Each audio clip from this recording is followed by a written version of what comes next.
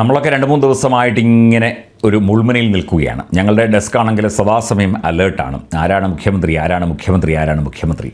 അതുപോലെ കേരളത്തിലെ മാധ്യമങ്ങളുടെയൊക്കെ തന്നെ ശീതീകരിച്ച ന്യൂസ് റൂമുകളും ഒക്കെ തന്നെ വളരെ അധികം ആശങ്കയിലാണ്. അല്ലെങ്കിൽ എത്രയും പെട്ടെന്ന് വാർത്ത കൊടുക്കണം എന്നുള്ള ആ ഒരു മത്സരബുദ്ധിയോടെ പ്രവർത്തിക്കുകയാണ് കേരളത്തിലെ ജനങ്ങളും അങ്ങനെ തന്നെ. പക്ഷേ ഇന്ന് മുഖ്യമന്ത്രി പ്രഖ്യാപനം ഉണ്ടാകില്ല എന്ന് തന്നെയാണ് മനസ്സിലാകുന്നത്. ഇന്നലെ വൈകിട്ട് ദീപാദാസ് മുൻഷി മാധ്യമങ്ങളെ കാണാനായിട്ട് സതീശനും അതുപോലെ ചെന്നിത്തലയ്ക്കും കെ.സി. വേണുഗോപാലിനും ഒപ്പം എത്തിയപ്പോൾ ഇപ്പോൾ തന്നെ അറിയാം മുഖ്യമന്ത്രി എന്ന് പറഞ്ഞ് മാധ്യമങ്ങളൊക്കെ സ്ലഗും വാർത്തകൾ കൊടുക്കാനൊക്കെ തയ്യാറായി. പക്ഷേ അവർ പറഞ്ഞില്ല. സുദീർഘമായ ചർച്ച നടന്നു. പ്രഖ്യാപനം പിന്നീട് ഉണ്ടാകും. മല്ലികാർജ്ജുൻ ഖാർഗെയും രാഹുൽ ഗാന്ധിയുമായി സംസാരിച്ച ശേഷം ഉണ്ടാകും എന്നാണ് കേരളത്തിൻ്റെ ചുമതലയുള്ള ACC general secretary Deepa Das Munshi പറഞ്ഞത്. ഇന്നും പ്രഖ്യാപനമുണ്ടായില്ല.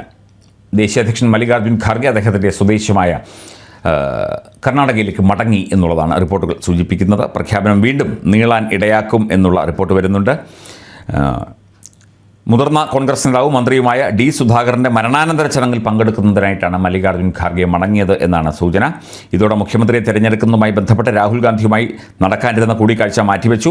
ഖാർഗെ തിങ്കളാഴ്ച നാളെ ഡൽഹിയിൽ എത്തിയ ശേഷം മാത്രമേ ചർച്ചകൾ തുടരൂ എന്നാണ് മനസ്സിലാകുന്നത്.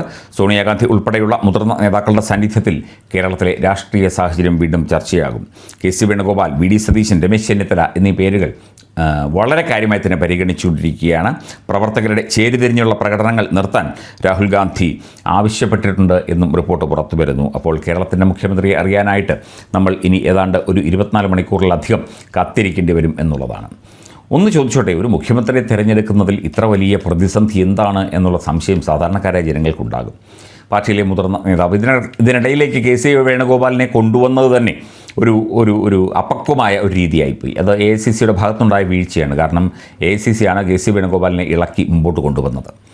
അല്ലെങ്കിൽ കെ.സി. വേണുഗോപാൽ പറഞ്ഞിട്ടാണ് ഇത്തരത്തിൽ ഒരു നടപടി ഉണ്ടായത്. ഇതിനകത്ത് ചില കാര്യങ്ങളുണ്ട്. അതായത് രാഹുൽ ഗാന്ധിയുടേതായ ചില രഹസ്യ നീക്കങ്ങളും ചില രഹസ്യ ഇടപാടുകളും ഒക്കെ തന്നെ കെ.സി. വേണുഗോപാലിനറിയാം. അതുകൊണ്ട് അദ്ദേഹം സമ്മർദ്ദ തന്ത്രം ചെലുത്തി എന്നും പറയുന്നവരുണ്ട്. നമുക്കതിനെക്കുറിച്ച് കൂടുതൽ വിവരങ്ങളൊന്നുമില്ല. രാഹുൽ ഗാന്ധി പലയിടത്തും പോകാറുണ്ട്, വിദേശ ഇടപാടുകൾ നടത്താറുണ്ട് എന്നൊക്കെ കേൾക്കുന്നു. പല കുറികേട്ടതാണ്. വിദേശത്ത് അടിക്കടി പോകുന്നു. എന്തിനാണ് പോകുന്നത് എന്നുള്ള കാര്യം വ്യക്തമായി അറിയില്ല.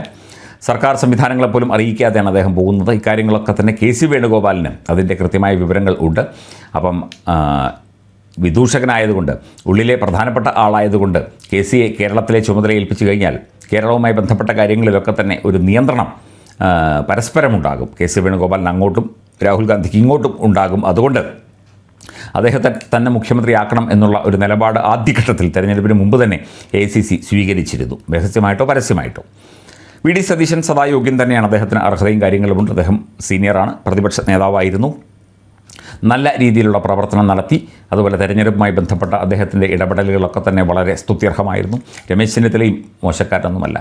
എന്തായാലും ഖാർഗെ മടങ്ങി. ഇനിയിപ്പോൾ നാളെയോ മറ്റന്നാളോ വല്ലതും കേരളത്തിൻ്റെ മുഖ്യമന്ത്രി അറിയാം. 6-7 ദിവസം കഴിഞ്ഞു.